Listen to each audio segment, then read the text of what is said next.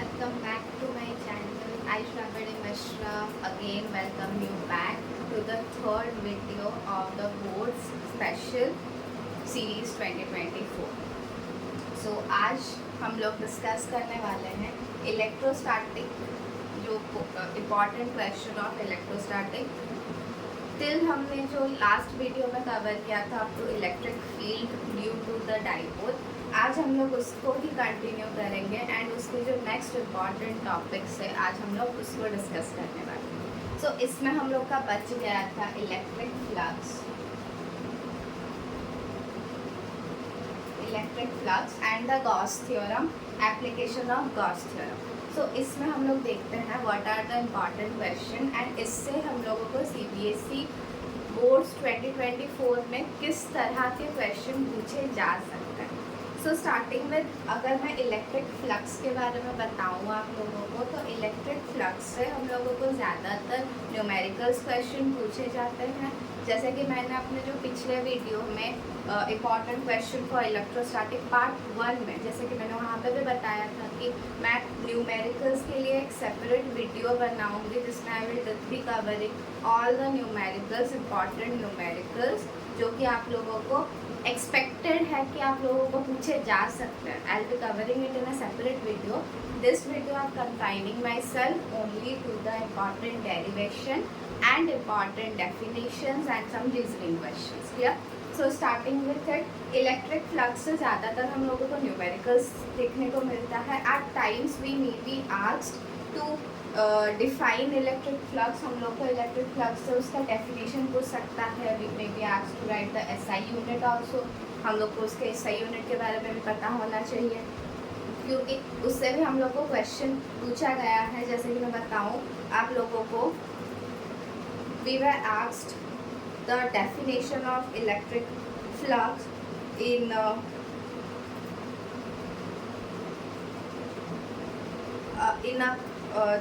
5 marks question as a bit question। उसमें हम लोग को पहले बीट में 2015 में पूछा गया था define electric flux and write its SI unit.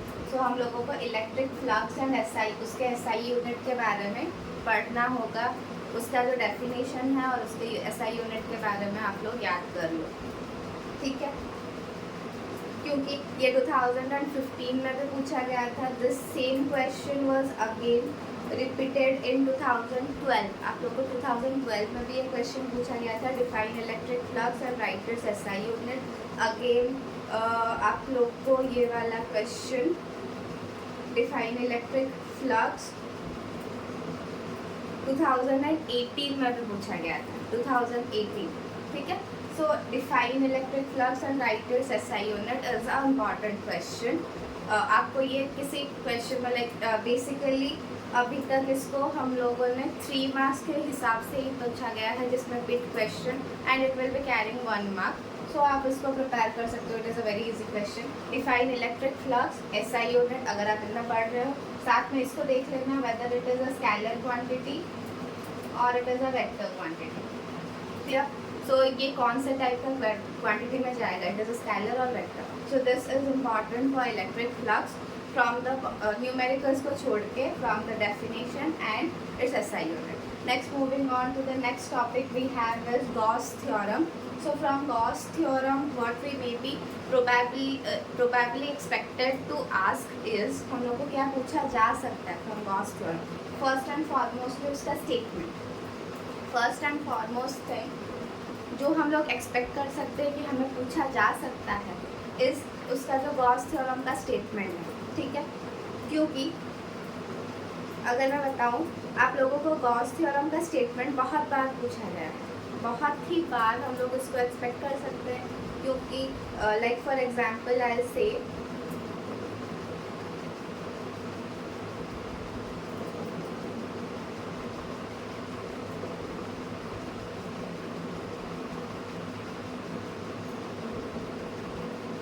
For example आप लोगों को पूछा गया था state Gauss law in electrostatic 2012, ठीक है। Next state define Gauss law हम लोग को फिर से पूछा गया था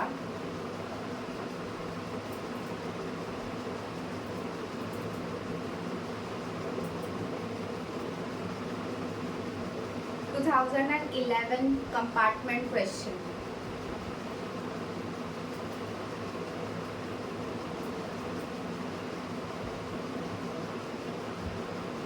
इस पर्सपेक्टिव से जैसे कि हम लोग को 2-3 बार statement of Gauss law directly पूछा गया है, तो इस हिसाब से हम लोग गॉस लॉ का स्टेटमेंट याद कर लें, so it is good for us. Next, coming to application of Gauss theorem. Application of the Gauss theorem, it is the very very important one, very important. इससे तो आप लोगों को मोस्ट प्रोबेबली क्वेश्चन पूछा ही जाता है। हाल ही में भी इवन पूछा गया था, 2023 में भी इससे क्वेश्चन पूछा गया था। Guys, this is the most important one, most repeated one question, most repeated question from application of Gauss theorem. Application of Gauss theorem में हम लोगों को 3 एप्लीकेशन पढ़ाया गया है, that is electric field due to infinitely long uniformly charged wire, electric field due to thin infinite plane sheet of charge, and electric field due to thin charged spherical cell of radius r at a distance r from its small r from its center. So अगर मैं बताऊँ the third one, the electric field due to a thin charged spherical cell, इससे almost every year आप लोग question expect कर सकते हो। I will say this is the most repeated question of CBSE and I think this is the most favorite question of CBSE, क्योंकि ज़्यादातर बहुत, अगर मैं बताऊँ हाल ही मतलब इवन 2023 में इससे क्वेश्चन पूछा गया है, एंड ऑलमोस्ट हर दूसरे साल में due to a thin charge spherical shell question पूछता है CBSE। So this is the most repeated question and thus it becomes the most important question। उसके साथ साथ हम लोग डिस्कस करते हैं कि इससे किस तरह का क्वेश्चन पूछा जा सकता है। चलो मैं बताती हूँ आपको बिट बाय बिट आप लोगों को कैसे पूछा गया है क्वेश्चन।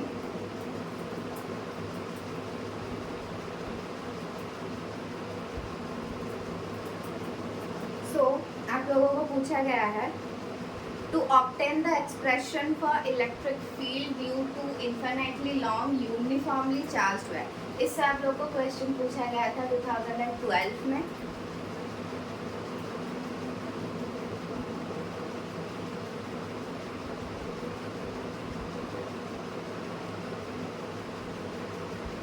ठीक है,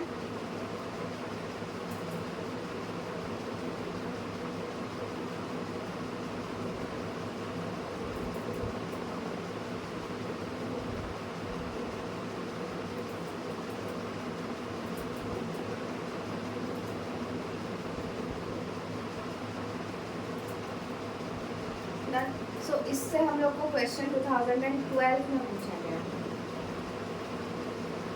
उसके बाद इसमें हम लोग को क्वेश्चन, इससे हम लोगों ने ज़्यादा क्वेश्चन तो एक्सपेक्ट नहीं कर सकते for infinitely long uniformly charged wire. इसमें 2012 में क्वेश्चन पूछा गया था and as per I remember इसमें आप लोगों को शायद से 2022 या फिर 2019 में एक क्वेश्चन पूछा गया था। ठीक है, next, come to electric field due to thin infinite plane sheet of charge. इससे अगर मैं बताऊँ आप लोगों को, इससे आप लोगों को प्लेन शीट से 2012 अगेन 2012 में क्वेश्चन पूछा गया है।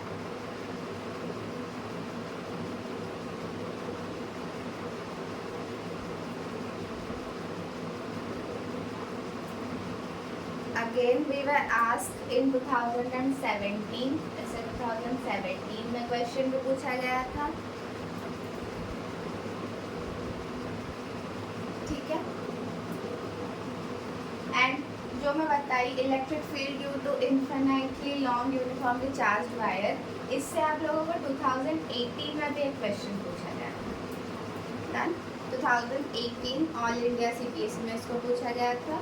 And for electric field due to thin infinite plane sheet of charge से हम लोग को क्वेश्चन 2012 में पूछा गया था, 2017 में पूछा गया था।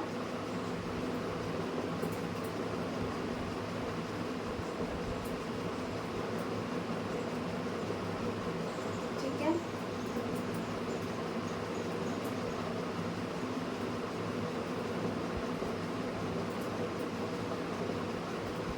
and we were asked it was asked again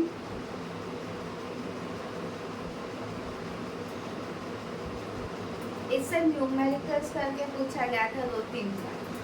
Then coming to the most important one, electric field due to thin charged spherical cell of radius r. इससे क्वेश्चन बहुत बार पूछा गया है guys. This one is the most repeated question and जैसे कि मैंने starting में बताया this is the most favourite question of CPSC. इससे तो हर साल क्वेश्चन पूछा है. हाल ही में 2023 में पूछा गया था गाइस इससे क्वेश्चन. ठीक है. नेक्स्ट इससे क्वेश्चन आप लोगों को फिर से कब पूछा गया था? We were asked this from this portion basically. आप लोगों को इससे 2010 में पूछा गया था. अगेन आप लोग को 2011 में पूछा गया था. We were asked the same question from this portion again in 2015, 2014, 2013, 2012. ठीक है. सो देखो कितना बार पूछा गया है question. This is the most important derivation. Clear. So आप लोग इसको तो बहुत अच्छे से प्रैक्टिस कर लो बिकॉज आप एक्सपेक्ट कर सकते हो इस साल में भी आप लोग को पूछा जा सकता है. So out of these 3 derivation में बताऊँ ये सबसे इम्पॉर्टेंट है लेकिन आप इन दोनों को भी नेगलेक्ट नहीं कर सकते. These are also important.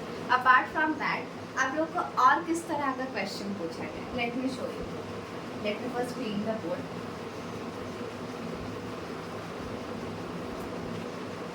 इनके अलावा आप लोगों को ग्राफ क्वेश्चन पूछा गया है. You were asked regarding graph. आप लोग को प्लॉट करने के लिए पूछा गया है.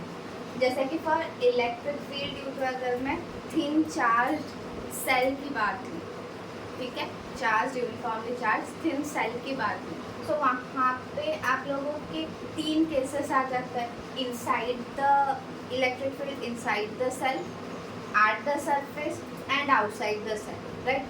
Inside अगर आपका जो point R है small r, it is placed inside. If it is at the surface that is R equal to R वाला केस आ गया. या फिर if radius से अगर आपका जो point है जिसमें आप electric field calculate कर रहे हो वो distance is like what I'll say greater than your radius. So इसमें we are getting 3 cases, right?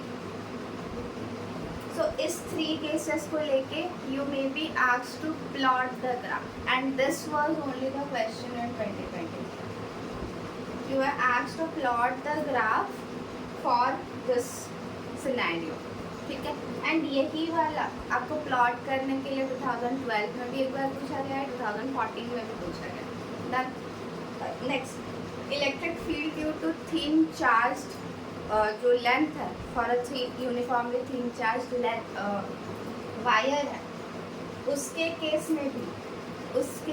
में भी आपको इलेक्ट्रिक फील्ड एंड रेडियस के बीच में ग्राफ पूछा गया है. सो इससे हम लोग कंक्लूजन कर सकते हैं कि जो आपके एप्लीकेशन ऑफ गॉस थ्योरम है उसके रिलेटेड आपको उसका डेरिवेशन में प्रैक्टिस करना ही करना है. साथ ही साथ you have to plot the graph between them. ठीक है. आपको उसका ग्राफ में प्लॉट करना है. सो आप उसको भी देख लो. सो इन अ नटसेल अगर मैं बताऊँ what is important from this part is electric flux definition, उसका SI unit. Next whether it is a scalar quantity और vector quantity. Next Gauss theorem comes. Gauss theorem का जो स्टेटमेंट है.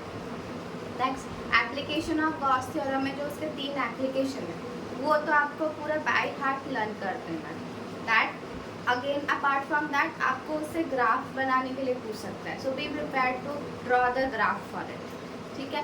So this is all about the first chapter of class 12 physics. इससे हम लोगों ने discuss कर लिया है the important question for the first chapter of physics. I hope कि आप लोगों को ये वीडियोस बहुत अच्छे लग रहे होंगे and you must be gaining some of the knowledge.